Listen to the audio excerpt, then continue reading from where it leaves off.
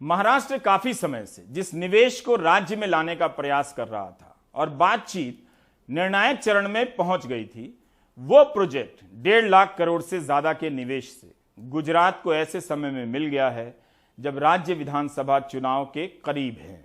इसे लेकर राजनीति हो रही है, बहुत सारी बातें हैं, इस रिपोर्ट में देखिए। महाराष्ट्र के हाथों से ये बड़ा प्रोजेक्ट फिसल चुका है।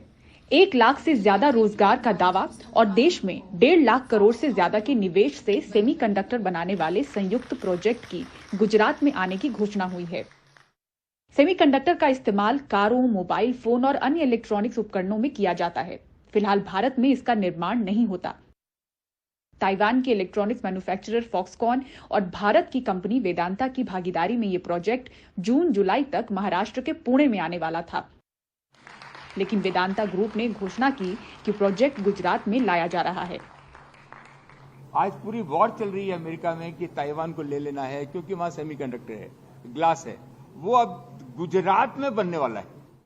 इस घोषणा के बाद महाराष्ट्र के विपक्षी दलों उद्धव गुट शिवसेना ने राज्य की एकनाथ शिंदे बीजेपी सरकार पर निशाना साधा है। ये महाराष्ट्र के लिए हमारे लिए दुख की बात है कि इतनी बड़ी इन्वेस्टमेंट जो है एक दूसरे राज्य में गई है। कंपनी को और उस राज्य को मैं शुभेच्छाएं देता हूं। उनका कोई इसमें दोष शायद नहीं है क्योंकि उन्होंने जो भी करना था उनकी स्टेट के प्रति उन्होंने किया है।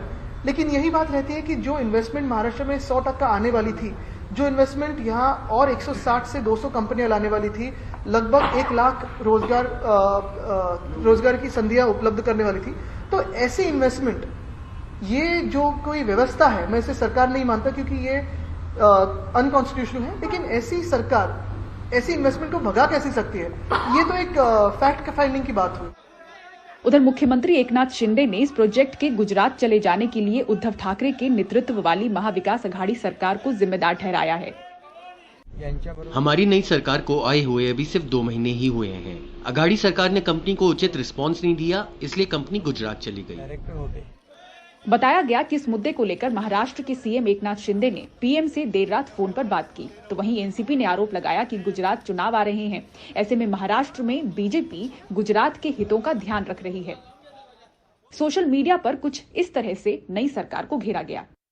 महाराष्ट्र का सबसे बड़ा नुकसान है, महाराष्ट्र के जो यूथ है, तरुण है, युवक है, उनके लिए रोजगार की एक अच्छी संधि आई थी, अपॉर्चुनिटी आई थी, वो चली गई। हमारे लिए बहुत दुख की बात है। और गुजरात में यही नहीं, बहुत सारे अच्छे प्रकल्प जो महाराष्ट्र के लिए थे वो गुजरात जा रहे हैं। हमारे सरकार जो है वो गुजरात के लिए काम कर रहा है, ऐसा लोगों का अभी लोगों को लगता है कि ये गलती आपको लगती है कि सरकार की गलती है, ये नए सरकार जो आया है। इलेक्ट्रॉनिक्स के बाजार में भारत को आत्मनिर्भर बनाने की क्षमता रखने वाला ये अब तक का सबसे बड़ा कॉर्पोरेट निवेश बताया जा रहा है।